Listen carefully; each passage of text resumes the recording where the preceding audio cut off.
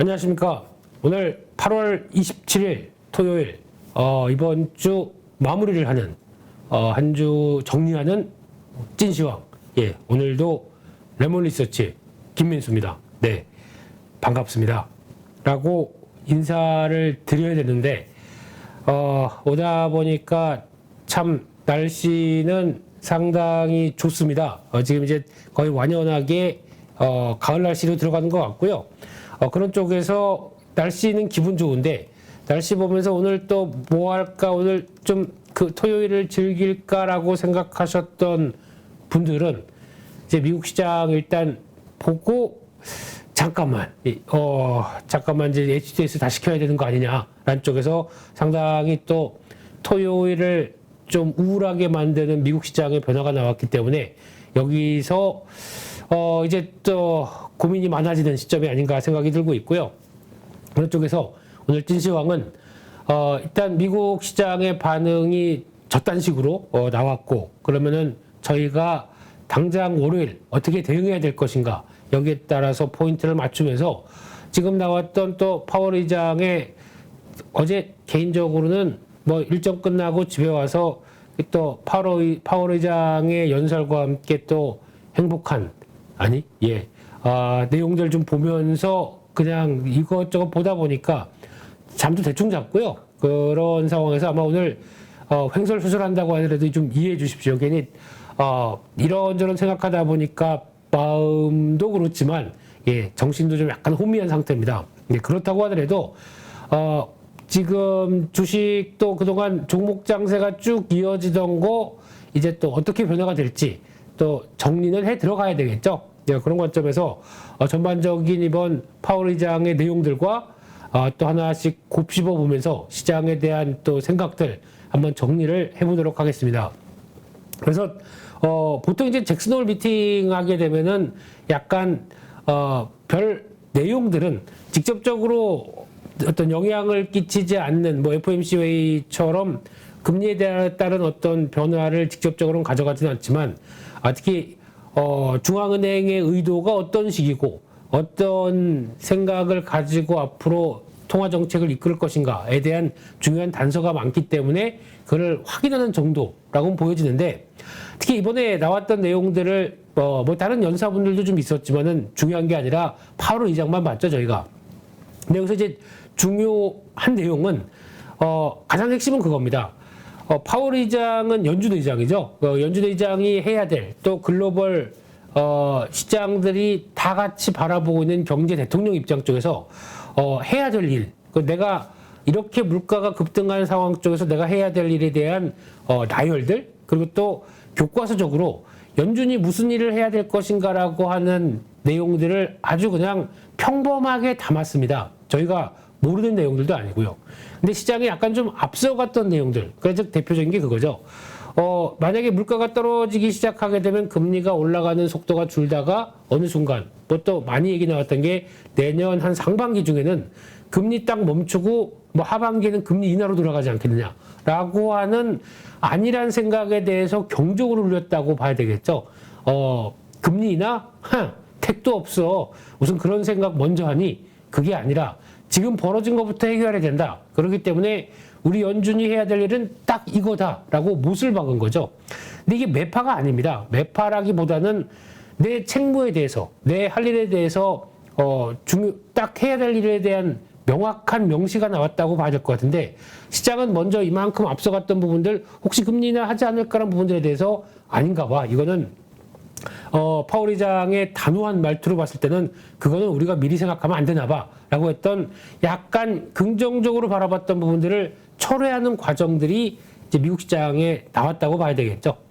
그런 쪽으로 봤을 때 일단 지금 기조로 보게 되면 기준금리 저희가 알고 있는 한 3.5에서 4%대, 그러니까 즉 쉽게 얘기하면은 지금 9월 달에 50bp, 75bp 여기서 왔다 갔다 하죠. 이거는 일단 이 폭은 이번에 8월 CPI, 즉 9월 13일 날 발표되는 이 CPI를 통해서 결정할 것이다. 본 결정하실 것이다 하고 나왔고요. 그렇게 되면은 이제 어떻게 보면은 50bp, 50bp, 25, 25에서 약간 좀 컨센서스가 약간 올라가게 되겠죠. 이 정도의 물가인데라고 하다 보니까 일단 지금은 75, 50, 25. 그래서 9월 달을 75, 11월 50, 12월 달에 25 이런 식으로 나가느냐 아니면은 50bp 그다음에 뭐 50bp, 25bp 뭐 이런 식으로 나가느냐. 그래서 지금 기준은 3.75에서 4% 정도까지를 예상을 하는 전반적인 수준 쪽에서 이 부분이 그대로 어떤 뉘앙스를 한 4%대까지 이상 강하게 갈 것이냐 아니면은 3.5, 3.75 여기서 어느 정도 마무리할 것이냐. 이거는 모든 게 다 발표될 지표에 따라 달렸다라고 하다 보니까 시장이 생각하는 건 또 그거죠. 아직 이제 2022년도가 끝날 때까지 그렇게 뭐 한 4개월 남은 상황들 쪽에서 어떤 확실한 경로가 보여지지 않은 상황 쪽에서 불확실성이 좀 컸다라는 부분들도 같이 반영이 되고 있는 상황들인데 여기서 또 애매한 게 하나 보게 되면은 중간 선거가 있습니다. 그러니까 11월 달에 중간 선거가 있죠. 그게 지금 11월 8일 쪽인데 11월 또 FOMC 회의는 11월 1일, 2일입니다. 그러면은 이게 약간 또 중간 선거와 함께 맞물리면서 그때 가장 또 많이 나올 수밖에 없는 얘기는 물가도 못 잡고 뭐 했니? 뭐 행정부가 한 게 뭐니? 라고 할 수 있는 얘기가 나오다 보니까 그에 따라서 계속 또 물가 압력을 낮출 수 있을 만한 쪽을 주문할 수밖에 없다라고 하게 되면 이것도 또 하나의 중간 선거를 바라보고 있는 입장이죠. 근데 또 그렇다고 또 주식이 많이 망가졌다. 아니 주식 관리라고 표현하기는 좀 그렇죠. 주식시장 이렇게 돼 있는데 너한테 표를 줄 것 같아? 라고 하는 이런 또 억한 심정들. 그러니까 지금 되게 복잡합니다. 물가도 잡아야 되겠지만 그렇다고 주가도 너무 많이 떨어져 버린다라고 하게 되면 설 자리가 없는 것들. 애매하네요. 네, 이런 상황들 쪽에서. 그러니까 지금, 중요한 이번에 핵심 코멘트부터 잠깐 점검을 해보게 되면요. 특히, 앞서 말씀드렸던 것처럼 가장 먼저 못을 박은 거는 9월 달에 금리 인상폭은 75bp냐 50bp냐 이거는 FOMC 전까지 나올 이 8월 CPI에 따라 달렸다. 그런데 어떤 여러 가지 데이터에 따라서 달렸다라고 약간 열어놨죠. 그런 상황 쪽에서 시장은 이런 거에 더 민감하게 반응을 했죠. 지금 현재는 기준금리 2.2에서 2.5다. 근데 물가 인플레이션 압력들은 따져보면은 물론 기대 인플레이션이 꺾이긴 하고 그리고 또 추이는 피크아웃이 됐다고 하더라도 이 정도의 물가 수준, 즉 작년 대비해서 8.6%까지 올라온 이 고공행진하는 물가를 과연 이게 인플레이션을 잡기 위한 충분한 수준이냐? No! 이렇게 얘기를 했죠. 이게 가장 핵심적인 상황이고요. 그러면 그걸 잡기 위해서 연준이 해야 될 일은 당연히 그냥 앞만 보고 가는 거다. 이렇게 나왔던 부분들이 일단 시장에 대한 경종을 울렸다고 봐야 될 것 같고요. 그러니까 결국에는 연준은 멈추지 않는다. 물가가 떨어질 때까지라고 강력하게 나오는데 이제 그럼 시장에서 바라보는 거는 금리는 그러면은 계속 올라가는데 인상 속도가 중요한 거겠죠. 이거에 대해서도 보지만 인상 속도를 떠나서 인상 기준은 꺾이지 않는다. 그러니까 인상 기준가 딱 멈춘다. 이것도 아니고요. 인상은 하되 인상 속도가 줄어드는 거에 따라서 어느 정도 볼 뿐이지 금리는 올라갑니다. 계속. 이게 가장 또 중요한 얘기가 아닌가 생각되고 있고요. 따라서 일단 지금은 이번에 7월 달에 보였던 흐름들. 그러나 즉 6월 CPI 발표되고는 시장이 급락했습니다. 7월 CPI 발표하고는 시장이 또 급반등했습니다. 그럼 8월 CPI는 이렇게 되는 거죠. 근데 8월 CPI가 그러면 저희가 생각할 정도로 충분한 9월 13일입니다. 그러니까 지금부터 그렇게 한 2주, 다음 주, 그것도 한 2주 반? 뭐 이 정도 남은 것 같은데요. 여기서 이제 가장 중요하게 바라봐야 될 부분들은 그를 얼만큼 CPI가 또 피크아웃이 될, 그러니까 즉 8.6%대에서 얼만큼 또 강하게 내려올 수 있는 수치를 보여주느냐, 이게 가장 중요할 것 같은데 그 중에 하나 또 체크할 수 있는 것 중에 하나는 물론 식료품과 물가를 제외한 뭐 근원 PC를 본다, 뭐 근원 물가 수준을 본다 여러 가지 얘기가 나온다고 하더라도 그 중에 또 하나 얘기할 수 있는 거는 부동산 관련된 이제 렌트비를 비롯한 주거비들은 이제 확연하게 거래와 함께 좀 떨어지기 시작하는 건 눈에 띄었고요. 두 번째는 미국의 가솔린 추인데 이쪽을 바라보게 되면 7월 18일 날이 갤런당 4.59달러. 지금 8월 22일짜리 보게 되면 3.99달러, 4달러대가 무너졌습니다. 이런 상황이 왔을 때 좀 중기적으로 보게 되면 유가와 관련된 부분들은 계속 같이 눈길은 가겠지만 이 정도 흐름이면 이번에 8월 CPI도 약간 하향되지 않겠어? 라고 바라보는 게 지금 일반적인 상황들이죠. 그래서 지금 똑같습니다. 지금까지 또 CPI 보면서 그게 연준이 어떻게 해석할까를 바라보고 있는 과정이 나오다 보니까 지금부터는 또한 2주 정도 넘게는 다 그에 따른 변화만 생각을 하게 되겠죠.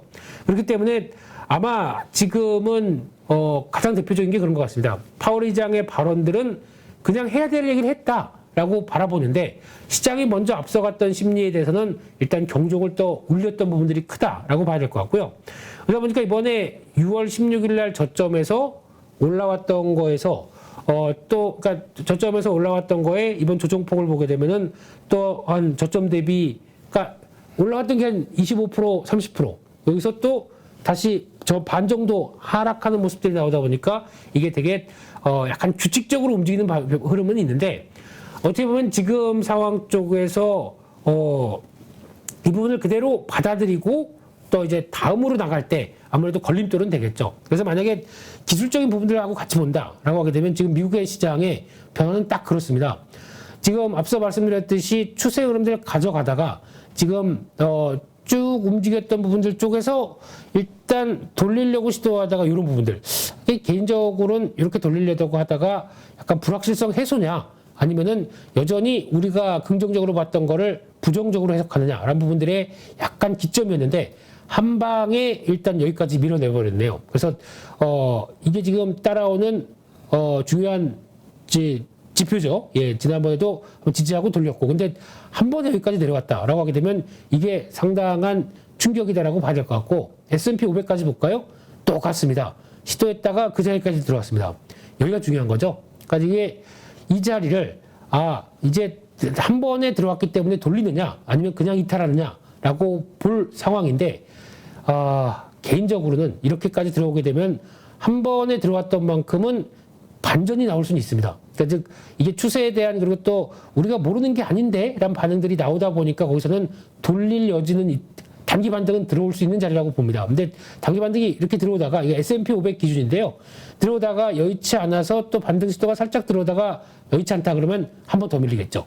네, 그래서 한 번에 이 정도짜리까지 들어왔다. 그러면은 일단은 반전 시도가 들어오는데 반전 시도가 들어왔다가도 여의치 않다 그러면은 그다음부터는 붕괴 쪽으로 가겠죠. 그럼 반대로는 이 정도까지 왔는데 그냥 밀어버린다. 그러면 다시 돌아옵니다. 다시 돌아와서 안착하려고 시도가 들어오다가 여기서 여의치 않다 그러면 요거 저항받고 다시 빠지겠죠. 그런 두 가지 방향으로 생각을 하고 있습니다. 그래서 마찬가지로 나스닥은 또 하나 어제 악재가 항상 또 이런 때 보면 악재가 또 다 같이 나오더라고요. 어제 나왔던 얘기 중에 하나가 막 자려고 봤더니 CNBC에서 또 두루룩 나온 얘기가 우리식으로 얘기하면 애플이 반독점 수사에 대해서 지금 기소 전이다라는 얘기들. 그러니까 즉 뭐 기소장 쓰고 있다라고 얘기가 나오는 것 같은데 즉 또 우려했던 바, 그러니까 애플의 공룡이 뭔가 또 미국 정부에 대한 이게 뭐가 좀 안 좋았겠죠. 예, 그러다 보니까 지금 반독점 수사 들어가고 있다라는 쪽에 얘기가 나오다 보니까 그것까지 애플이 거의 4%대 하락하면서 나스닥을 또 끌어내렸던 측면들이 높죠.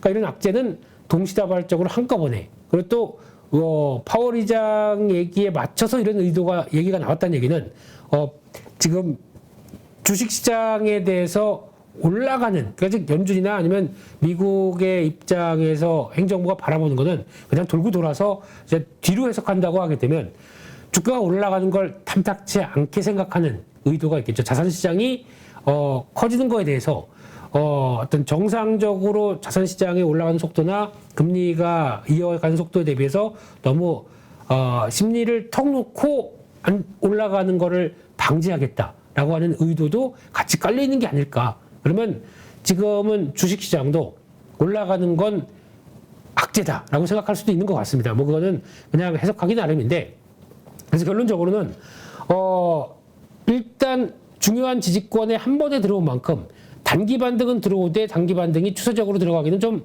어려울 것 같고요.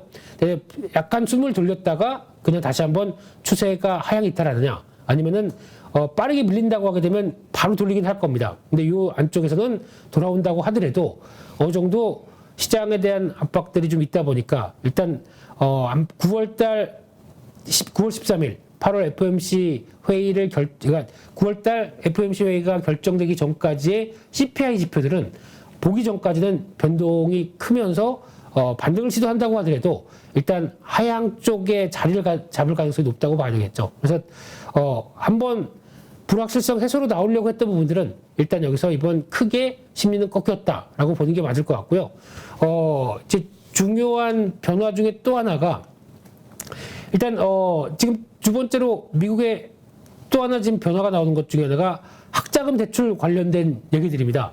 최근에 또 이 카드를 꺼내들고 설왕설래 말이 많죠. 쉽게 얘기하면은 그런 생각이 듭니다. 학자금 대출을 탕감해 준다는 얘기는 1인당 거의 $10,000, 우리나라 돈으로 뭐 1,400만 원 정도쯤 되고 지금 소득 기준이 있죠. 소득 기준이 $125,000 밑으로 되시는 분한테 그러니까 좀 약간 좀 생활을 위해서 어떤 중산층의 흐름들을 좀 끌어올리겠다라고 하는 의도는 좋은데, 반대로 말씀드리게 되면 이런 대규모의 학자금 대출을 탕감해 준다라는 얘기는 결국에는 또 인플레이션을 자극할 수밖에 없는 수치 중에 하나죠. 딱 표현이 그런 것 같습니다. 축구 경기 하는데 1대1입니다. 지금 경기 한 10분 남았습니다. 근데 저기서 골대 근처에서 누가 파울을 크게 한 거죠. 핸들링 했습니다. 그러면 그걸 보면서 하는 느낌, 싸한 느낌. 네. 가뜩이나 연준은 물가를 잡으려고 하는데 인플레이션을 또 자극할 수 있는 이만큼의 또 자금을 어떻게 보면 푸는 쪽이죠. 이쪽에 변화가 나왔을 때 이거 뭐야, 좀 따로 노는 거 아니야? 라고 하는 이런 부분들, 이것도 좀 미치는 여파를 생각을 해야 될 것 같은데, 약간 또 핀트가 안 맞아요. 지금 행정부랑 중앙은행과도 약간 좀 어긋나는 변화 나오는 게 현실인 것 같고, 게다가 또 하나 얘기 나오는 게 중국의 경기부양책인데 엄청납니다. 규모만 보게 되면 지금 1조 위안, 우리나라 돈으로 한 200조가 좀 안 되죠. 이 정도까지 경기부양책을 하겠다고 쏟아붓고 있는 상황들인데 시장은 또 별 반응이 없어요. 뭐 항상 얘기하는 거지만 중국의 경기부양책을 이렇게 떡 들였을 때 일단 완전히 침체 국면으로 가고 있는 부동산에 대해서 이를 살려보겠다라고 하는 아주 그냥 일반적으로 알고 있는 경기부양책이 나오고 있는데, 이게 제대로 먹힐 수 있겠느냐. 대표적으로 지금 나오고 있는 어떤 코로나19에 따라서 어떤 봉쇄 정책과 그걸 좀 계속 압박하는 심리적인 차원들이 있는데, 이걸 그대로 두고 부동산 관련된 쪽만 계속 어느 정도 펌프질을 한다고 해서 여기서 살아날 수 있겠느냐라고 하는 게 가장 첫 번째고, 거기다가 약간 좀 그러면 저가 매수기 때문에 이거 사야지라고 하는 심리마저가 제대로 작동하지 않는다라고 하게 되면 아직 경기부양책은 따로 놀고 심리는 따로 놀 수밖에 없는 상황들이겠죠. 이런 걸 봤었을 때는 최근에 나오고 있는 정부 정책들이 그렇게 썩 지금 시장에 먹히고 있는 상황들이 아니다라는 것도 중요하게 봐야 될 것 같은데, 그러면 이제 보통 그런 거죠. 중국 같은 경우도 심리를 돌린다라고 하게 되면 이런 부양책들이 한번 나왔으면서 그래도 반응을 안 해? 한 번 더. 그래도 반응을 안 해?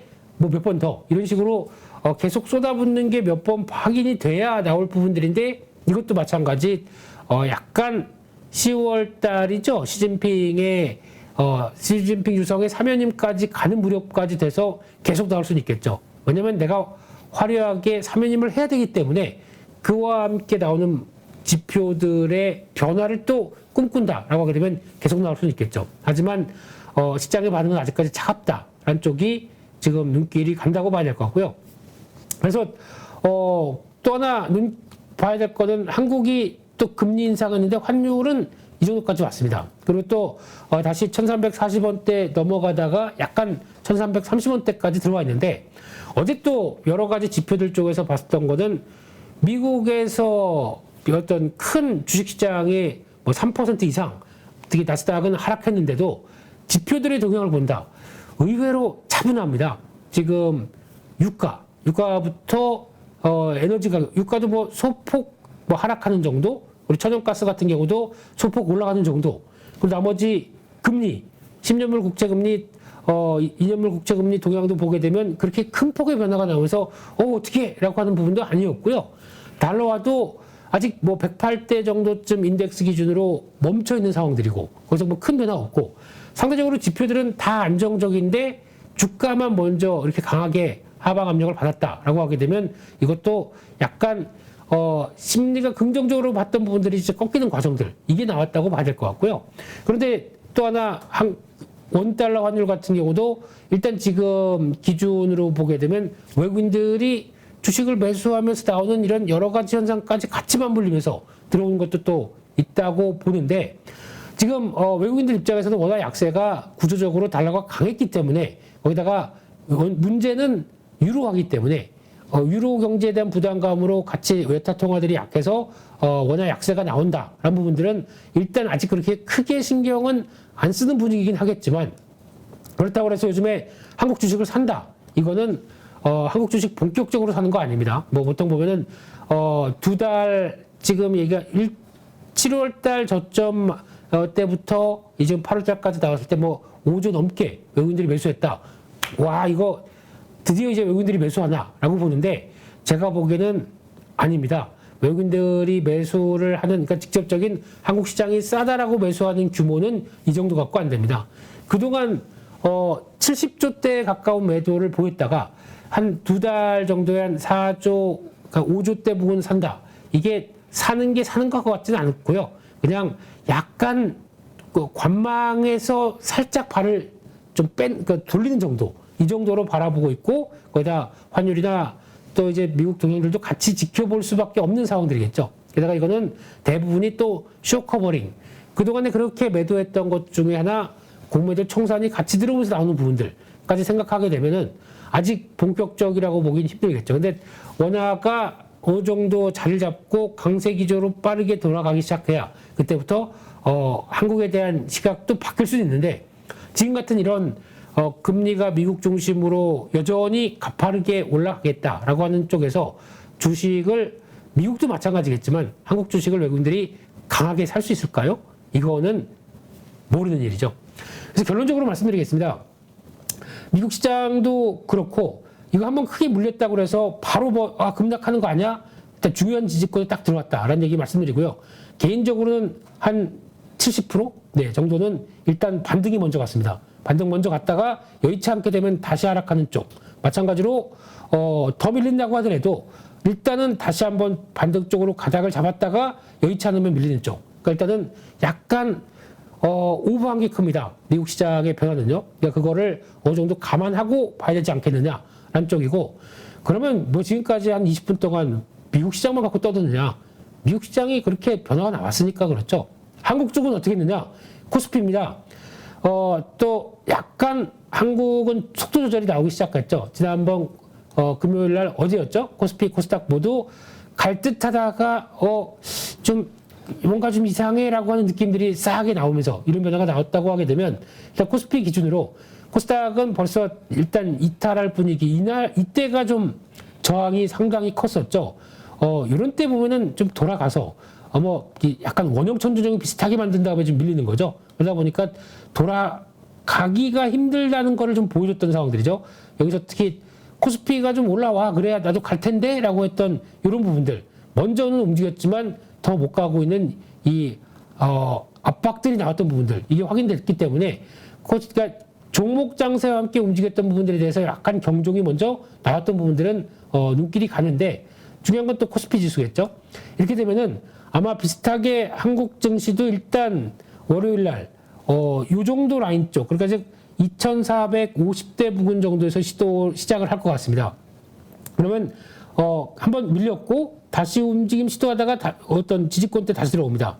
여기서 자리가 또 중요하겠죠. 그래서 이제 월요일은 일단 한번 밀리게 되면은 단기로 그동안에 그래도 종목들이 돌아가는 힘의 여파가 있기 때문에 일단 반등 시도가 살짝 나올 겁니다. 근데 반등 시도가 나온다고 하더라도 약간 숨을 돌리는 거죠. 돌린다고 하더라도 그때 한 9시 반 정도까지 사이에서 가장 중요하게 볼 거는 외국인들의 스탠스입니다. 외국인들이 그래도 이런 장에서도 어떤 주식 매도가 한 30분 사이에 1,000억대 이상 강하게 나오지 않고 뭐 몇백억대 정도로 좀 버티고 있고, 선물 같은 경우도 뭐 시작하고 대규모로, 그러니까 아마 한 2, 3천 개 매도로 9시 반까지 자리 잡고 있다. 그러면은 일단 추가 하락을 염두를 해야 되겠죠. 그거를 감안하고 대응해야 될 것 같은데, 혹시나 만약에 지금 어디서 시작하는가 제일 중요합니다. 2450선 중에서 시작한다라고 하게 되면 거기서는 일단 그 반어를 하는 쪽인데, 오히려 지금 저점대 부근 정도에서 시작한다 이러면 상당히 또 시장에, 그러니까 지금 2480대 그리고 거기다 2430대로 시작한다라고 하게 되면은 거의 50포인트 하락하는 거죠. 2% 이상 하락하는 건데, 거기냐 여기냐에 따라서 일단 시장의 뉘앙스는 좀 다를 수 있습니다. 그래서 이 정도면은 지지하려는 의도가 좀 보인다라고 봐야 될 것 같은데, 여기서 시작하게 되면은 2430에서 시작했다. 그러면 적어도 한 2450선부까지 들어오면서의 반등 쪽에서는 일단 비중 관리 좀 하셔야 될 것 같습니다. 그래야 시도했다가 다시 했는데 되돌림이 나올 때 거기서 변화가 나오지 못한다 그러면은 또 좀 현금을 확보를 해야 되는 전략적으로 나와야 되겠죠. 그래서 지금은 변화가 중기 지지권에서 지지하고 어느 정도의 변화를 가져가느냐, 말씀드렸던 수급 동향들 빠르게 아침에 확인하시고 대응을 하실 수 있는 정도로 체크하는 게 제일 중요하지 않을까라고 보는데, 이런 얘기 드려봐요. 무슨 소용이 있겠습니까? 지금 가장 중요한 거는 지금 종목들과 이 부분을 어떻게 또 끌고 갈 것이냐라는 부분들인데, 지금 보면은 지난주 금요일에도 외국인 기관은 약간 또 매수로 들어가다 보니까 어떤 이번에는 한국 쪽을 좀 지지하는 쪽으로 나오지 않을까라는 생각도 드는 건 사실이죠. 그렇지만은 지금 다 일단은 공매도 청산이 들어갔는데, 이게 숏커버링이 들어갔다고 해서 이게 실질적인 주가를 턴하는, 견인하는 흐름들은 아니죠. 그것도 마찬가지로 장중에 항상 계속 고생시켰다가 한 오후 들어서 또 종가 부분에 그냥 또 매수 들어갔다라고 해서 주식은 살짝 돌려도 저희가 장중에는 또 고생할 수가 있는 거죠. 이런 것도 나올 수 있다는 것들은 한번 생각해야 될 것 같고요. 결론은 그렇습니다. 그래서 지금 현재는 일단 종목 장세가 어떻게 이게 끝이 나겠느냐, 최근에 많이 올라왔던 것들 이게 끝이 나겠느냐. 근데 제가 보기에는 종목 장세의 끝은 결국에는 시그널이 어디서 나오냐면 신용 잔고와 함께 나온다고 생각합니다. 그래서 신용 잔고 최근 들어서는 또 시장이 약간 흔들리다 보니까 알아서 줍니다. 많이 좀 스마트해졌다고나 할까요? 근데 지금 이 상황으로 그대로 또 주가가 흔들리는데 시중 잔고가 늘고 한 또 잔고 한 20조 이상으로 다시 올라간다.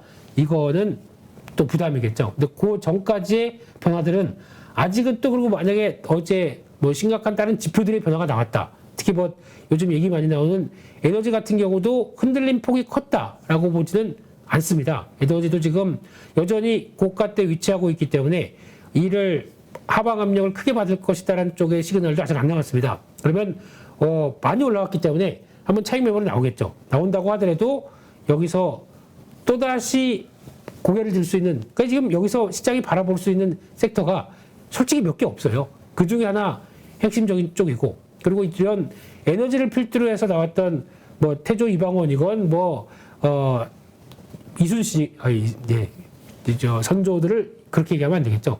이방원 할아버님이시건 이순신 할아버님이시건 가장 중요한 거는 섹터에 대한 동향들의 매기가 아주 심각하게 꺼질 것이냐라는 부분들의 시그널은 안 나왔습니다. 반대로 천연가스 가격은 제가 보기엔 핵심이라고 보는데, 천연가스 가격이 하향 이탈됐다. 그리고 또 이 정도만큼 재고를 쌓기 때문에 우리 필요 없다라고 하는 부분들이 나올 때까지는 아직은 계속 가격들은 우상향이 되겠죠. 그럼 에너지주가 반대로 말씀드리게 되면 이번에 또 고점에서 밀린다. 매수 자리 찾아야 됩니다. 없으신 분들 같은 경우는 매수 자리 찾아서 들어가는 게 더 맞다고 봅니다. 그래서 결국적으로는 종목 장세는 아직까지 시장의 대안으로 되어 있기 때문에 고점에서 많이 오른 거는 흔들릴 수는 있지만, 흔들림에서는 또 다른 기회는 나올 수 있겠다는 쪽에서 이거를 찾아보시는 게 맞되, 제일 중요한 게 이제 전략적이겠죠. 시장과 관련된 쪽에서는 앞서 말씀드린 것처럼 단기적으로는 2450에서 방향성 탐색할 것 같습니다. 요 정도에서 이게 미국 시장이 오버한 건지, 아니면 우리는 그래도 수급 그렇게 떨어지지 않기 때문에 돌아가려고 하는지, 이에 따른 해답을 찾기 위해서 같이 좀 어지럽지만은 확인이 될 것 같고요. 여기 부분에서 말씀드렸던 수급 동향들이 바뀌는지 보시면서 같이 대응하시는 게 좋을 것 같고요. 두 번째는 마찬가지입니다. 지금 빠르게 올라가서 지난번에도 말씀드렸듯이 한 2,550이 1차 한 2,600 정도를 2차로 보는데 1차 갈 정도로밖에 강하지 않습니다. 그러면 시장이 만약에 움직이 나와서 또 한번 시도가 나와서 뭐 이 안쪽으로 또 들어간다. 그러면은 중기적 관점 쪽에서 바라봤던 포트폴리오 비중을 정리하려고는 생각을 하고 있는 자리이긴 한데 아직은 이것저것 고민할 게 많다 보니까 거기까지는 모르겠다. 지금은 당장 움직이는 종목 장세 대응하고 어떤 단기 방향성에 대한 변화 체크하자라고 보는 게 맞지 않나라는 생각에서 그냥 쭉 말씀을 드렸습니다. 결론은 딱 한마디로 말씀드리게 되면 뭔 소리 한 거야? 라고 얘기하실 수 있죠. 그래서 뭐 결론이 뭐야? 올라 내려. 이게 중요한 게 아니라 제가 보기에는 일단 첫째는 오버했다. 하지만 오버한 뒤에 미국 시장의 반응이 정신 차리고 다시 고개를 드느냐 아니면은 고개를 드는 것보다도 역시 이번 8월달 CPI도 안 되겠어. 연준 파월 의장의 의중이 너무 강해. 그런 쪽으로 잘 잡느냐에 따라서 조금 더 확인하시되 제가 보기엔 어제 나왔던 데이터만 가지고 이제 본격적으로 폭락이라고 보기는 아직은 아닐 수 있다. 그래서 좀 주초에 나오는 변동성과 변화들은 체크하자라고 보는 게 맞을 것 같습니다. 그렇게 봐야 될 것 같고요. 그럼 종목적으로 들어가서 이번 주 과연 오전 라이브 시황에서 레몬 리서치는 이상엽 이사도 있으니까 김민수 대표는 무슨 종목 얘기했느냐라는 쪽에서 흐름들 보고 거기서 이제 또 변화들 한번 체크를 해보는 걸로 하겠습니다. 종목 장세다 보니까 제가 잘한 게 아니라 시장이 그쪽으로 가서 거기서 움직인 게 컸었죠. 그러니까 그렇게만 보시고 겸손해야죠. 네, 그렇습니다. 그래서 일단 첫 번째로 비유 관련주 얘기 드리면서 화요일 날 말씀드린 게 남해화학입니다. 참, 고생 많이 하셨고 이제 올라가기 시작하네요. 근데 제가 말씀드리기를 11,000원에서 11,700원 사이 정도면은 저항이 들어올 수 있기 때문에 이 정도 부분에선 한번 정리하는 게 좋겠다라고 말씀드렸습니다. 딱 11,900원 들어오고 650원 들어오네요. 그리고 여기 안쪽까지. 그러니까 12,000원대 안착하기는 조금 버거울 수가 있는 상황으로 들어왔습니다. 그래서 아마 이번에 비료 관련된 종목들, 그래서 지금 지난번에도 언급드렸던 종목들이 또 몇 개 유니드도 있고 뭐 남해화학도 있고 그렇다고 하더라도 마찬가지로 보는 입장 쪽에서 지금 이쪽이 성수기와 함께 비료 쪽을 다시 쓰는 Q의 확대가 나올 구간은 아니죠. 이제 가을, 겨울로 들어갑니다. 그러다 보니까 여기서 나오는 부분 가지고는 올라온다고 하더라도 좀 한계가 있지 않을까라는 쪽에서 혹시나 그동안 갖고 계시다가 고민 많이 하셨다고 하게 되면 12,000원대 근접. 여기는 일단 매도 비중을 줄이지 않습니다. 그렇게 보시면서 대응하는 게 맞겠다라고 봐야 될 것 같고요. 이번에 또 마찬가지로 흔들린다고 하더라도 지금 주가는 상대적으로 에너지 관련된 쪽, 에너지를 촉발해서 나오는 수혜로 나오는 쪽들은 이번에 주가가 흔들린다고 하더라도 또 돌아갈 겁니다. 반등 시도가 할 텐데 그때 맥점들이 아무래도 저항을 좀 크게 받는 자리 같은 경우는 한번 비중을 줄이는 자리가 맞다라는 쪽에서 대응을 하셨으면 좋겠고요. 두 번째로 현대코퍼레이션은 종합상사주 움직이는데 제 투자 아이디어가 어떻게 보면 뻔합니다. 종목들이 한쪽으로 막 움직이는데, 그러니까 만약에 이번에 종합상사가 움직인다. 종합상사에 가까이 간 종목들이 무엇일까? 거기서 보면 안 간 게 또 무엇일까? 그러면 거기서 찾아서 투자 아이디어를 보시되 종목들이 너무 종합상사인데 좀 약한 종목들, 몇천 원짜리 종목들, 이런 거는 손 잘 안 되죠. 어느 정도 좀 비중 있고 그보다 좀 덜 갔던 종목들. 그래서 원래는 말씀드렸던 게 LX 인터내셔널도 언급을 드렸었고 꾸준히 잘 가죠. 왜냐하면 중심에는 포스코 인터내셔널이 있었기 때문이죠. 포스코 인터내셔널 같은 경우는 쉽게 말씀드리면은 이거는 일단 움직이는데 딱 그쪽에서 멈춰 있습니다. 왜 이럴까요? 이게 제일 중요한 거죠. 정확하게 말씀드리게 되면 이번에 합병 이슈가 있다고 말씀드렸는데 포스코 인터내셔널과 포스코 에너지의 합병에서 포스코 인터내셔널의 자산 가치를 27,801원으로 책정했습니다. 거기서 멈추네요. 일단 거기서 멈춰서 왔다 갔다 하면서 지금 시장 흐름들 약간 보는 상황들이겠죠. 그런데 외국인들은 거침없이 사고 있습니다. 이런 상황으로 보게 되면 이것도 끝났을까요? 이게 가장 큰 핵심이겠죠. 자원개발, 포스코 인터내셔널, LX 인터내셔널, 현대코퍼레이션 모두 다 나쁘지 않습니다. 여전히 수급과 함께는 계속 봐야 될 흐름이고요. 하지만 올라 있습니다. 올라 있기 때문에 그걸 가지고 앞으로 더 가. 그러니까 지난번에 이날 말씀드리고 바로 올라간 거죠. 그러니까 이런 초기에 말씀드려서 같이 움직여서 단가가 넉넉하다라고 하게 되면 좀 올라서 그러니까 이런 자리에서는 한번 조심해야 될 것 같습니다. 이게 쭉 올라가면서 여기 한 뭐 19,500원대 이런 올라가는 자리 쪽에서는 약간 단기 살짝 과열이니까 비중 줄여서 그래서 좀 기존 비중보다는 살짝 줄여서 가져가는 건 나쁘진 않습니다. 근데 그러면 줄인 건 항상 처음에 종목들을 잘 사서 내가 끌고 간 게 초기 비중이 100주다 라고 하면 주가가 올라갑니다. 올라가게 되면 거기서 그냥 가서 와 이거 가지고 내가 20% 30% 물론 좋습니다. 근데 약간 또 이제 패턴을 보게 되면 주가가 추세를 맞춰가면서 가다가도 출렁출렁이 나오면서 추세가 움직인다라고 하게 되면 저희가 할 수 있는 역할은 단기 추세 과열이 나온다라고 하게 되면 살짝 줄여야죠. 줄였다가 다시 안쪽으로 들어온다 그러면 그 줄인 걸 또 늘려보고 하는 이게 있어야 물론 저가에 딱 사고 그냥 잘 가고 있네 이렇게 보는 것도 중요하겠지만 딱 하고 정리했다가 움직여야 장중에 안 졸립니다. 무슨 얘기냐면 손이 좀 바빠야 돼요. 그래 아니면 그렇게도 한번 해보세요.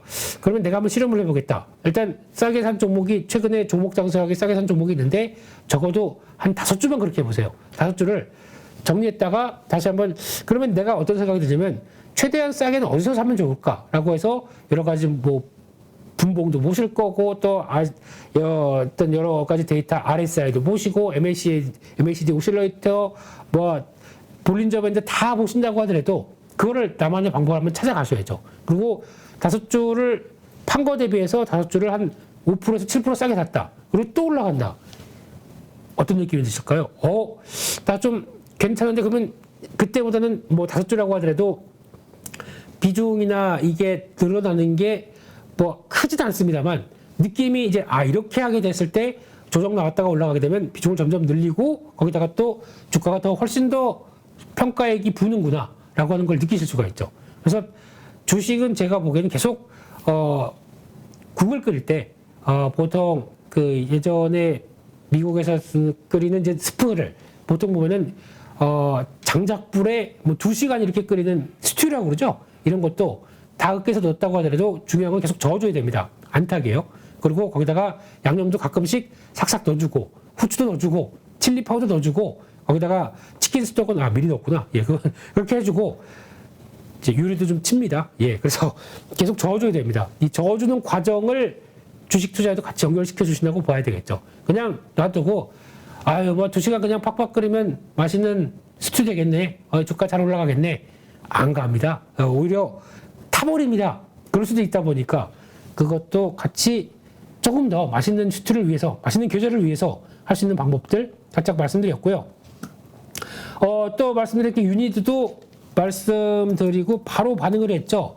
반응을 하고 월요일 날 하고 그냥 바로 쭉 여기까지 왔습니다. 근데 지금 또 마찬가지로 왜 이렇게 나오느냐?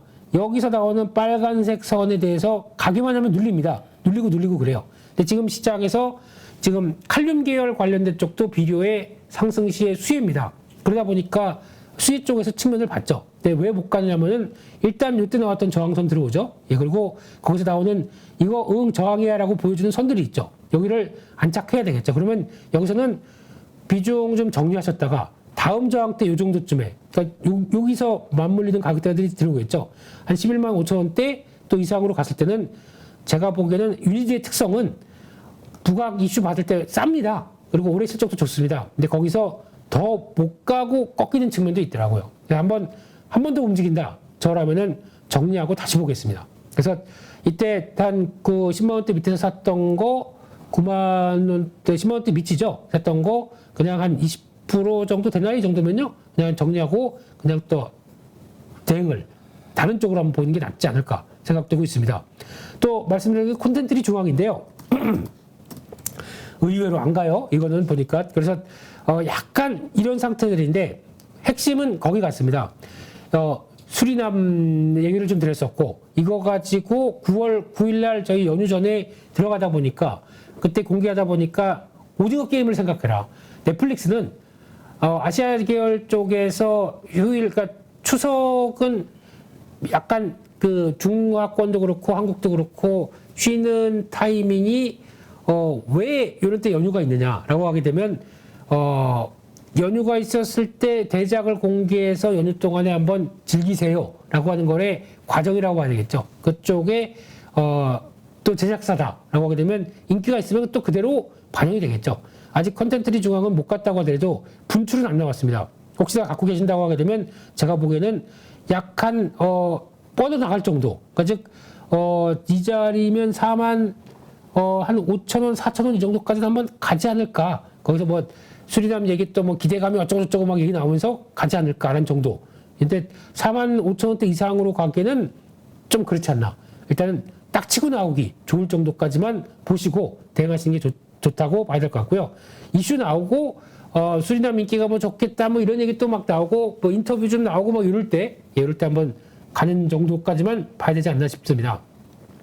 또 하나 또 오르비텍인데요. 이거 지난주 금요일 날 많이 밀렸습니다. 근데 이게 특별히 그럴 이유가 없는데 이때 대충 보게 되면 그때 나왔던 뭐 원자력 관련주들 보면은 다 밀렸죠. 두산에너빌리티도 고점에서 쭉 밀리다 보니까 어떤 추세는 맞아가는데 속도 조절을 하겠다라는 입장이 나오다 보니까 거의 비슷하게 나오는데 좀 저가 종목이라고 주가는 더 많이 밀리는 이런 현상들. 근데 이 패턴을 보게 되면 지금까지 오르비텍을 보면서 느끼는 거는 한번 추세는 맞춰지는데 거기서 매물 한번 크게 나왔다. 아이고야, 이건 아닙니다. 흐름이 폭락으로 나오진 않는데 시세 중심까지는 또 들어왔습니다. 그러면은 아마 제가 보기에는 이 채널권들은 꾸준히 맞춰가려고 나올 텐데 혹시 추세 안쪽까지 들어온다. 그러면은 만약에 손절은 여기 같고요. 이 정도 박스권의 큰 자리까지 이탈한다라고 하게 되면 거기는 손절 자리 같긴 하지만 지금은 그런 상황이 아니라 좀 조절을 해가는 정도로 변화가 나오지 않나 하는 쪽이고 한 며칠 사이에 외국인들 쪽에서 크게 매도가 나왔는데 이 부분의 속도 조절에 대한 관점들 그리고 또 하나 놓치고 있는 것 중에 하나가 원자력 관련된 용역 서비스도 있지만 항공 부품 관련된 쪽에서도 강점이 있는 회사입니다.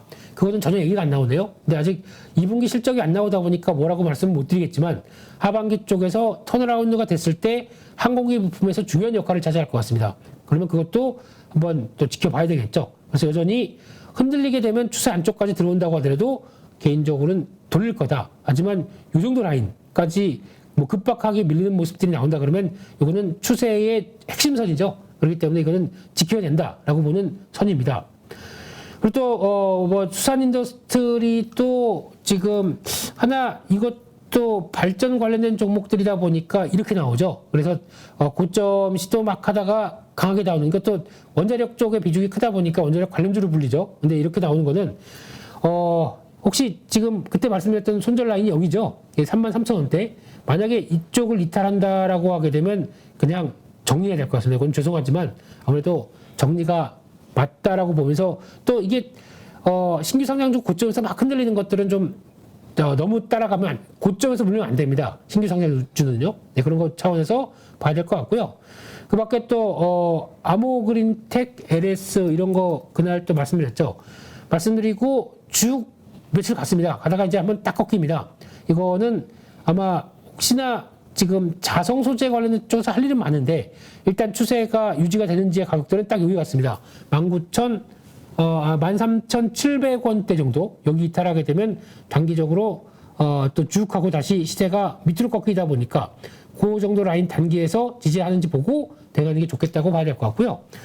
LS는 제가 보기에는 LS는 흔들리면 사야 될 종목으로 생각합니다. 대표적으로 요즘 잘 가는 게 현대중공업. 그러니까 전력기기 관련된 쪽에서 핵심 쪽은 이번에서도 여전히 주요한 시세의 현대중공업이 아니죠. 효성중공업이죠. 예, 효성중공업. 네, 추세 계속 강화되고 있고 뭐 이번에 한번 또 출렁임이 나오겠죠. 이걸 파느냐? 혹시 비중이 많다라고 하게 되면 이번에 조정 출렁임 나온다 그러면 정리하는 건 괜찮습니다. 근데 출렁임이 나온다고 하더라도 또 들어갈 겁니다. 그런 강한 추세 패턴이 있었기 때문에 그렇게 보여지고 있고요. 가장 핵심은 현대일렉트릭. 이것도 고점에서 꾸준하게 계속 시도가 들어가고 있는 대표적인 섹터죠. 그래서 전력기기 쪽은 놓치면 안 된다. 근데 또 전력기기 쪽에서 강조드렸던 재룡전기. 폭발했죠. 네, 이렇게 강한 시세가 한번 나오고, 물론 고점 갔다가 좀 9천대 밑으로 나왔지만, 이거 또 흔들림이 나온다. 어떻게 될까요? 그냥 넘어가겠습니다.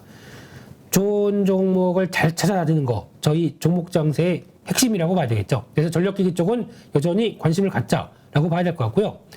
또 리오프닝 쪽에서 파라다이스 이런 것도 관심 있게 보라고 말씀드렸던 부분들인데, 하고 강하게 돌아갔다가 이제 살짝 꺾입니다. 근데 이거는 이제 우리도 PCR 검사 이게 좀 정리가 되겠죠. 그러면 갔다가 살짝 눌림목 나왔다가 또 갈 수 있습니다. 그거에 대한 동향들 체크해 보시고, 롯데관광개발은 이쪽도 카지노가 있는데 지금 하나 걱정되는 건 이 중기 저항선 쪽에서 계속 무거워요. 그러니까 지난번에는 살짝 시도했다가 멈칫하다가 빠졌고, 지금은 가서 바로 내려옵니다. 근데 이 단계가 아마 안착을 하려고 하는 과정들이 그럼 이렇게 나왔다가 바로 월요일 화요일 날 쭉 하고 올라가게 되면 중기저항권 안착 그 위쪽에서 올 때, 그러니까 지금 저점에서 사는 것도 중요하겠지만 그 위쪽에서 안착해서 사는 것도 가장 안전하게 사는 방법 중에 하나입니다. 근데 지금 가장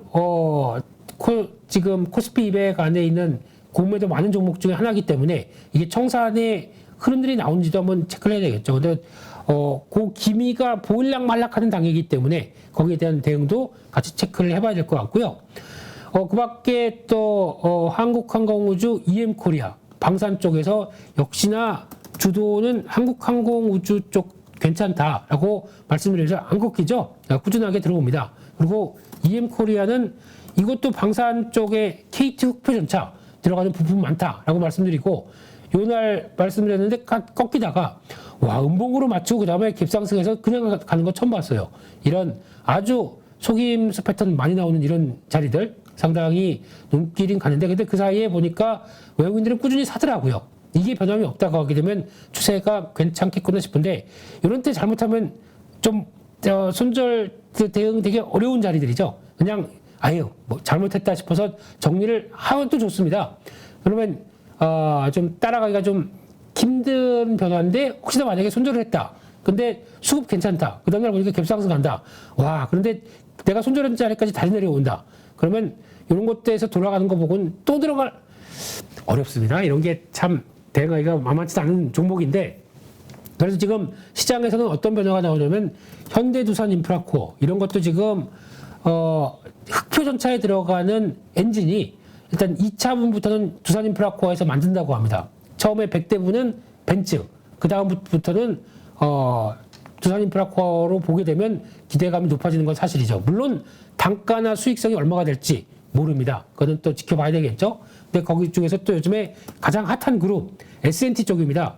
S&T 중공업 이런 종목들, 방산 우리 방산인데 왜 무시하세요? 라고 하는 종목들, 또 S&T 에너지는 또 지금 시장에서 한번 발전 쪽의 설비 와 안 빠지네요. 이거 계속 시도 나오고 또 올라가고, 그냥 어정중하게 팔았더니만 계속 가네요. 이런 것도 좀 무시 못하고요. S&T 쪽이 재발견이 들어오고 있는 상황들이다라는 거, 이것도 한번 눈여겨봐야 될 것 같고요. 그럼 마지막으로 S&T 홀딩스도 가는 거 아니야라고 매수에 들어갔다가 약간 좀 묵직하죠. 다른 쪽이 가게 되면 한 번쯤은 시세가 나올 수는 있습니다만, 이건 트레이딩 영역이다라고 보시면 될 것 같고요. 그 밖에 또 보게 되면 지금 코스모화학 또 말씀을 드렸죠. 코스모화학은 지금 배터리 재활용 관련된 쪽에서 가장 또 변화가 나오는 대표적인 종목들 시세 잘 갔죠. 네. 눌림목 잘 찾으면 이런 종목들 괜찮습니다. 여전히 한번 시세 났고 또 약간 단기적인 시세가 부담되는 자리이기 때문에 또 흔들림이 나온다. 또 사도 됩니다. 근데 그때가 어딜까 찾아가는 과정일 것 같고요. 또 하나 말씀드렸던 게 인선 ENT. 뭔가 시세가 살짝 변하려고 하고 있죠. 마찬가지로 배터리 재활용인데, 배터리 재활용 쪽에서 재처리, 그러니까 즉 활용으로 들어가는 거는 지금 준비를, 그러니까 추출을 해서 파는 것도 가장 중요한 건데, 이게 지금 라인이 들어가려고, 그러니까 설비 투자가 좀 들어가는 걸로 알고 있는데, 그보다 이제 지금은 폐차해서 거기서 나오는 거를 수거하고 하는 약간 1차원적인 쪽은 하고 있습니다. 이게 넘어서 다음 단계로 진화한다 라는 부분들이 확인되게 되면은, 그러니까 재활용의 가장 기초적인 단계거든요. 그래서 그 부분이 부각을 받을 수도 있겠다는 쪽에서 말씀을 드리는데, 그 폐기물 업체들은 또 실적 흐름들이야 크게 변하는 거 없지 않습니까? 그러면 이런 것도 하나의 중요한 변화가 될 수 있겠다고 바라보고 있고요. 또 하나 말씀드렸던 하나기술, 이거는 뭐 그냥 후루룩 같이 상한가 들어갔고 1조 천억이니 맞느냐 마느냐 뭐 이런 거 갖고 얘기를 하고 있는데, 제가 보기에는 안 빠지면 한 번 더 갑니다. 여기서 지금 물량도 조절이 나오는 것 같거든요. 근데 수급도 들어갔던 거 안 빠지네요. 그러면은 한 번 더 나올 수는 있는데, 이런 거 가지고 아마 좀 공격적인 매매, 나는 단타 좀 해라고 생각하시는 분들은 분봉 보시면서 대응할 여력은 또 있다고 생각됩니다만, 아직은 네, 그렇게만 말씀드리겠습니다. 일단은 혹시나 따라서 사셨는데 상한가 들어갔고 또 6% 나왔는데 이거 어떻게 해요? 제가 보기에는 그냥 한번 파세요. 예, 정리하시고 다음 기회를 노리시는 게 좋지 않을까. 왜냐면 워낙 변동성이 큽니다. 변동성 관리 자신 없다. 그냥 파시고 다음을 대응하시는 게 맞겠다라고 해서 일단 축하드립니다. 이제 잘 사시면 돈이네요. 네. 또 CS 베어링도 말씀을 이번 주에 드렸는데, CS 베어링 같은 경우는 제가 보기에는 일단 또 약간 고비가 들어왔어요. 한 13,000원대 들어오게 되면은 좀 버겁네요. 항상 보면은 버겁고 또 눌림목 들어오고, 그럼 눌림목이 어디까지 들어오느냐 보고 또 대응할 필요가 있는데, 반대로 말씀드리게 되면 이런 안착해서 변화가 위쪽으로 나오기 시작한다. 탄력 확 받을 수 있습니다. 그렇기 때문에 이런 것도 여전히 관심권에 놓고 눌림목 자리를 챙겨야 되는 게 맞지 않나 생각이 들고 있고요. 삼성 엔지니어링입니다. 이것도 지금 아마 앞으로 ENP라고 그러죠. 엔지니어링 플랜트 업체들 같은 경우는 미국 시장에서도 벌써 꿈틀꿈틀거리고 변화가 나오고 있는 종목들이기 때문에 지금 가장 요즘에 부각 많이 받는 게 현대건설이죠. 건설 쪽에서는 현대건설 지금 변화 약간 그거를 생각하는 것 같아요.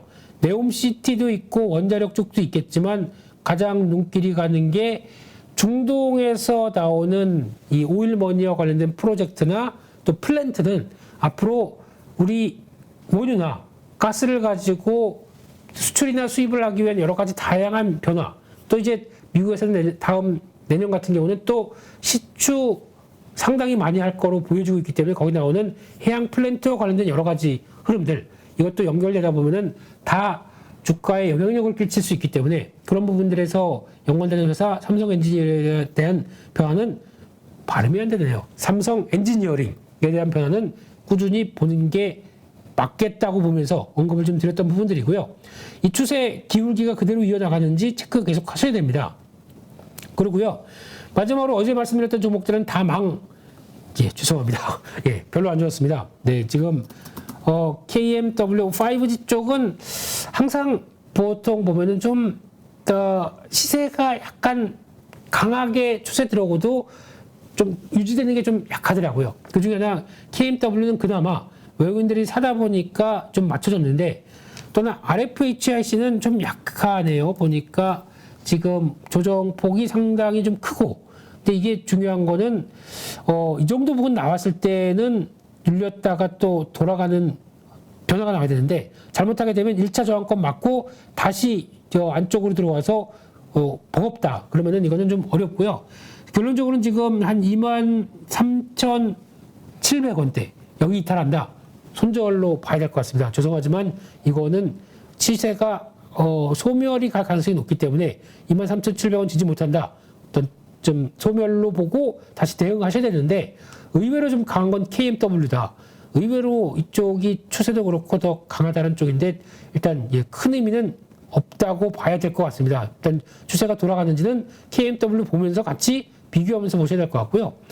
또 하나 두 번째로 카메라 관련주 쪽에서 나무가 긍정적으로 봤는데, 어제 같은 쪽에서 특이한 거는 버팁니다. 이걸 보고 저는 조금 더 고무적으로 봤습니다.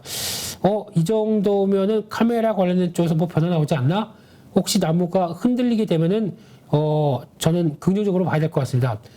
기술력은 상당히 뛰어난 걸로 알고 있고요. 그래서 앞으로 쓸 일이 많다라는 쪽에서 여전히 어제 같은 쪽에서도 양봉 유지했다라는 쪽이고요. 어제의 히트는 말씀드렸던 것 쪽에서는 딱 이 종목 하나였죠. 뉴프렉스. 네.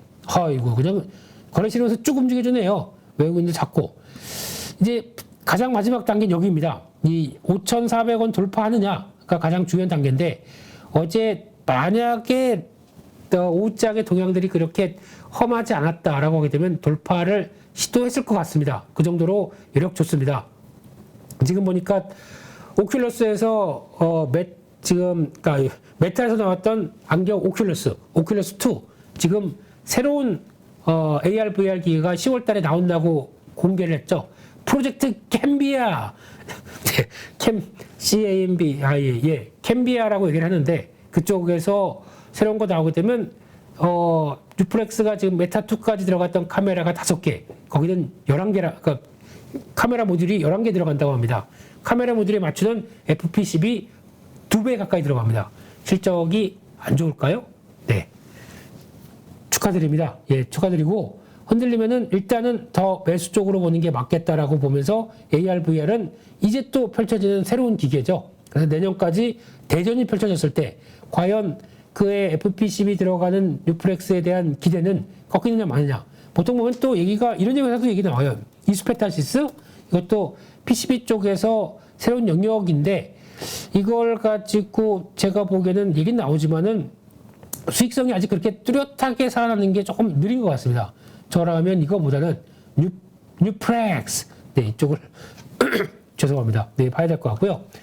또 몇 가지 드렸던 얘기들 말씀 다시 한번 좀 더 확인해 보면, ISC 주가가 가는 듯 하다가 약간 속도 조절이 나오죠. 만약에 또 저는 이 회사는 그냥 그렇게 보셨으면 좋겠습니다. 긴 시계열로 좀 장기로 보시라는 얘기를 좀 드리고 싶습니다. 이거는 어느 정도 성과가 확인됐고, 비메모리 영역까지 테스트 소켓이 폭발적으로 늘어난다. 좋을 겁니다. 그렇기 때문에 좀 긴 시계열로, 어제 요즘 좀 잘 종목 치는 김 대표가 얘기했는데, 손해봤, 뭐야 이거 라고 생각하지 마시고요. 지금의 손해가 나중엔 요만큼으로 돌아올 수 있으니까 조금 더 기다려 보시고 좀 길게 보셨으면 좋지 않을까 싶습니다. 보답을 할 만한 회사 같고요. 대두전자재료도 말씀드리고, 이제 지금 어제도 양봉이었는데, 쉽게 말씀드리면 이쪽도 흔들릴 수 있습니다. 흔들릴 수 있어도 지금 분위기는 2차전지 소재 쪽에서 새롭게 얘기 나왔던 실리콘 음극재부터 CNT 도전재 이런 쪽으로 확산되면서 움직이는 분위기다 보니까 이쪽도 할 일이 많다는 거에 대한 반증이겠죠. 그래서 여전히 기대감이 높다라는 부분도 보시면서 흔들렸을 때는 계속 또 보는 게 맞지 않나 싶습니다. 네, 그래서 지금까지 시장 한번, 미국 시장이 왜 이렇게 폭락했느냐라는 얘기부터 종목 리뷰까지 쭉 했는데, 듣다 보면 조금 이상하실 겁니다. 아니, 시장이 저렇게 미국 시장이 급락했는데 종목들 이런 거는 계속 가져가라, 살짝 비중 정리하고 쭉 가라라고 한 종목들이 뭐 이리 많어, 헛갈리실 겁니다. 그런데 제가 보기에는 지금 이 시점에서 종목 장세가 끝날까요? 라고 하는 의문들, 제가 보기에는 종목 장세는 영향은 휘청임이 나와도 지금 여기서 끝나지는 않는다고 생각합니다. 왜냐하면 지금 시장에 대안이 없거든요. 그렇다고 해서 지금 주식시장에 돈이 완전히 씨가 말라서 다 빠져나가느냐? 그건 아닙니다. 왜냐하면 지금 과거에 저희가 봤던 예탁금의 수준 자체가 벌써 이만큼 2.5배 올라와 있는 상황입니다. 이런 쪽에서 종목들을 보면서 돈이 없는 상황이 아니라 다른 대형주에 물린 게 많은 상황이죠. 그걸 가지고 정리를 해서 계속 뭔가 이런 어려운 상황 쪽에서라도 시장의 불쏘시개 역할을 좀 하려고 하는 흐름들이 많다는 거는 종목 장세는 아직은 크게 끝날 때가 아니라고 생각됩니다. 오히려 반대로는 가장 위험할 때는 막 불꽃이 타서 이야 가자, 내일도 10% 올라가면 어때, 우와라고 하는 이 패턴들이 거의 고점을 향해서 다 종목들이 치고 올라가고, 거기다가 신용잔고 20조 이상으로 확 올라가서 거의 거거 봐, 내가 그랬지, 종목 안 사면 매크로 보지 말고 종목 사라고 그랬지 라고 얘기 나오면서 다들 업돼서 얼굴이 벌겋게 순간, 그때가 고점입니다. 그런 때가 조심해야지, 지금은 그런 느낌은 아닌 것 같습니다. 미국 시장이 흔들렸다고 하더라도 제가 보기에는 내용들을 쭉 말씀드렸지만은 약간 안도했던 부분들 쪽에서 변화가 좀 나와서 충격이 나왔던 거고, 그러면 그걸 가지고 그렇다고 지금 저희가 파월 의장이 그렇게 나올 거라고 거의 다 예측을 했습니다. 틀린 얘기 거의 안 했고 우리 예측에서 벗어난 건 없습니다. 하지만 시장은 혹시나라고 했던 부분들에 대한 실망감도 같이 연결됐다고 하게 되면 너무 거기 따라가기보다 제가 보기에는 종목에 대한 동향, 특히 이번에 인플레이션을 촉발시켰던 가장 원인이 뭡니까? 에너지가 또 하나의 중요한 흐름이죠. 그러면 그 에너지가 그러면 피크아웃이 될 정도로 꾸준히 내려오는 게 확인되면서 같이 움직이게 될 텐데 아직까지 그러면 계속 물가가 여전히 유지가 돼 있기 때문에 금리를 계속 올리겠다라는 입장이면 뭡니까?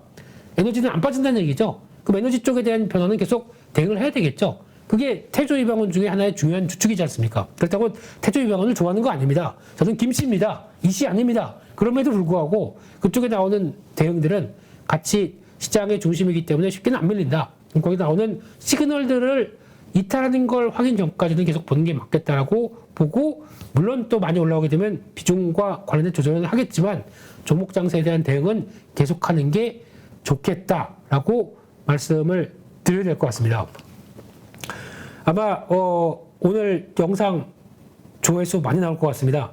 많이 주말에 불안하시니까 또 미국 시장 관련돼서 얘기를 좀 들어봐야 되나 싶지 않은데 들어보고 뭔 소리야? 라고 하실 수도 있습니다. 뭐 댓글 악플 다셔도 됩니다. 하지만 시장에 대한 분위기는 그렇게 간다고 하더라도 또 움직일 수 있는 저희의 종목과 관련된 섹터 장세, 종목 장세는 조금 더 연장될 가능성이 있기 때문에 그를 오히려 지금 낙폭이 시장이 크게 되면 저는 이용하자가 오늘의 핵심입니다.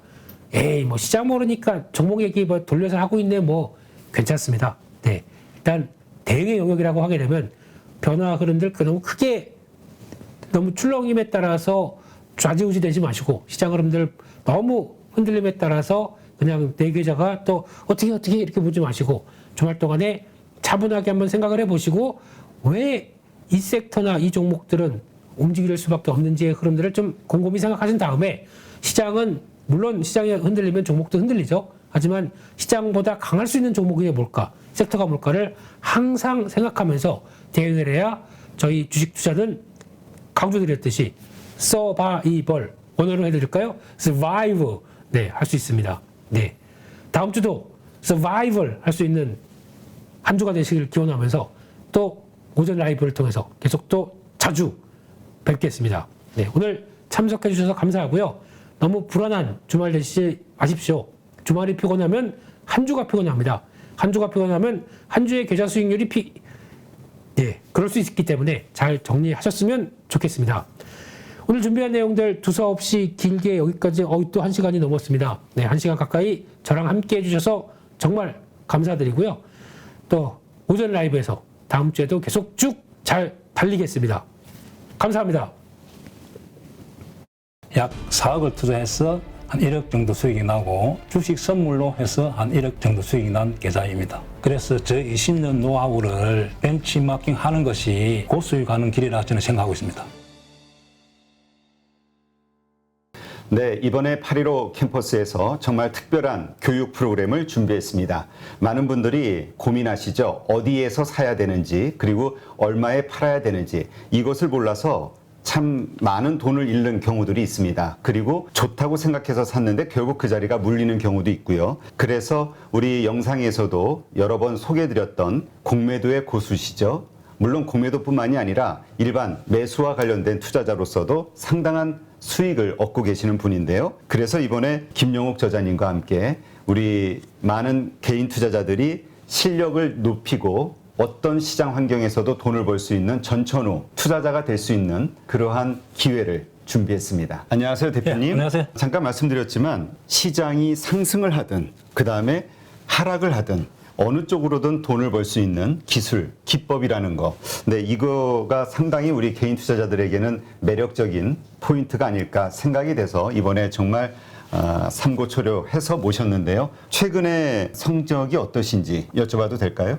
저는 전업 투자자이기 때문에 그냥 월 단위로 손실 난 달이 거의 없다시피 합니다. 그래서 꾸준하게 수익을 내고 있습니다. 최근에 제가 공매도에 대해서 주간 동화하고 대담을 했는데 거기에 그 계좌 인정을 하라 해서 제가 계좌 인정을 한 계좌가 2개가 있습니다. 그것을 자료로 첨부하겠습니다. 자, 이게 계좌 보면 하나는 CFD 계좌 약 4억을 투자해서 한 1억 정도 수익이 나고 주식 선물로 해서 한 1억 정도 수익이 난 계좌입니다. 아, 네. 그럼 2월 달에만 2억 정도의 수익을 올리셨다. 예, 대표적으로 이제 공매도 자리를 잘 잡으면은 그렇게 수익이 난다는 것을 제가 보여준 거죠. 그래서 정말 시장이 떨어지거나 혹은 상승하거나 양쪽에서 이제 돈을 벌 수 있는 그런 기법을 가지고 계시기 때문에 상당히 특별하다. 저도 그렇게 생각이 되는데요. 공매도와 일반적인 우리 주식 투자 이 양쪽을 다 같이 하는 투자를 하고 계시는 건가요? 지금 현재도? 예, 저는 지금 매수와 매도, 공매도를 다 반반 정도 합니다. 손흥민 축구 선수가 축구를 잘하는 이유가 왼발, 오른발 사용하기 때문에 축구를 잘합니다. 제가 좀 주식의 차트를 잘 보는 이유도 공매도를 오래 했기 때문에 매도 자리가 정확하게 보입니다. 왜냐하면 저는 매도 포지션을 하기 때문에. 반대로 또 매수 자리도 잘 보입니다. 결국 공매도와 매수는 제가 다음에 기회가 되면 설명하겠지만은 밀접한 연관이 있습니다. 그래서 일반 투자자들도 쉽게 배우면은 성률이 한 90% 정도 나올 수 있도록 교육을 할 수 있습니다. 공매도를 활용해서 오히려 사야 되는 자리들을 알 수 있는 거잖아요. 네, 이러한 것과 관련된 기법들은 어떤 것들이 있나요? 간단하게 4가지 기법을 저도 실제 매매를 해서 이제 검증한 기법인데 강남 나이트 기법이라고 우리 땅은 강남이 최고 좋잖아요. 그렇죠. 차트상에서도 그런 강남 자리가 성률이 한 80%, 90% 오는 자리가 있고 신고가 자리. 네. 또 하나는 급락에서 턴, 그 다음에 윗꼬리 거래 극강 기법이라고 4가지 기법을 통해서 매수로서는 충분히 개인들이 수익을 낼 수 있습니다. 또 공매도 자리는 2군데, 저점에서 공매도 자리, 고점에서 공매도 자리 2군데만 배우더라도 충분히 개인들도 적용해서 수익을 낼 수가 있습니다. 네. 네. 그런데 많은 분들이 또 오해하실 수 있는 게 공매도에 대해서는 워낙 이미지가 안 좋기 때문에 그러니까 개인 투자자들이 희생을 그 외국인과 기관의 어떤 불공정한 공매도로 인해서 희생을 받는다라고 생각을 하는 피해의식을 가지고 있는 분들도 있거든요.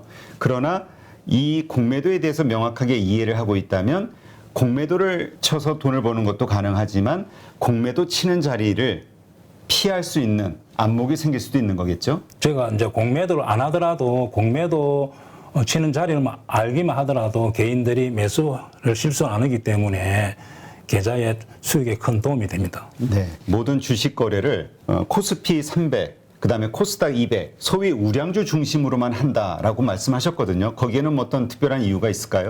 예, 제가 이제 20년 동안 전업 투자하면서 개별 종목, 이제 테마주와 잡주들을 매매하다 보니까 럭비공처럼 어떻게 튈지를 예측을 할 수가 없습니다. 그래서 운에 맡기는 매매를 많이 했다는 거죠. 네. 그래서 우리가 개인 투자자들이 그런 매매를 많이 해서 어떤 경우는 수익 났다가 손실 났다가 그 결과를 알 수가 없기 때문에 손실이 많이 납니다. 따라서 우량주 위주로 하다 보면은 예측이 가능합니다. 네. 이 차트상에서 상승 차트가 보이고 하락 차트가 보인다는 거죠. 그래서 코스피 300, 코스닥 200, 즉 500 종목 이내에서만 주로 매매를 하기도 하고 교본에 교육할 예정입니다. 수강생들이 등록을 하게 되면 VOD 강의를 들으면서 그 다음에 월 2회 우리 저자님과 실시간 소통을 하면서 배워나가게 되는데 그 기간 몇 개월 정도 배우면은 우리가 그래도 이 교육 과정을 마무리하게 될까요? 저랑 단기 교육을 받고 저 매매하는 거와 여러분들 매매했던 교육생들 같이 피드백을 받아야만 실력이 좋아지고 결과가 좋게 나온다 봅니다.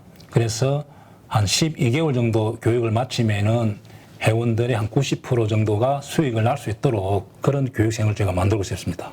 이 영상을 통해서 우리 8.15 캠퍼스에서 진행하는 김용옥 저자님의 투자 기법을 배우려고 관심을 가지신 분들, 이런 분들에게 마지막으로 한 말씀 하신다면 어떤 말씀이 있을까요? 자, 주식을 어렵게 배우려고 하지 마시고 고수의 기법을 벤처마킹 하는 것이 시간과 경제적으로 전략이 됩니다. 그래서 저 20년 노하우를 벤치마킹 하는 것이 고수에 가는 길이라 저는 생각하고 있습니다.